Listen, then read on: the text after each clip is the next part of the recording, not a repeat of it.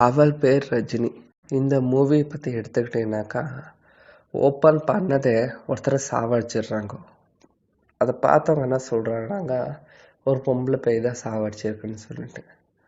But உண்மையிலே அது பேய் சாவடிச்சா இல்லை மனுஷன் சாவடிச்சான்ற பாயிண்ட்ஸ் அப்பில் மூவி போகுது. மூவி வந்துட்டு கொஞ்சம் கம்மியான டியூரேஷன் தான், பட் இருந்தாலும் நமக்காக கொஞ்சம் லாக் இருக்கிற மாதிரி தோணும்.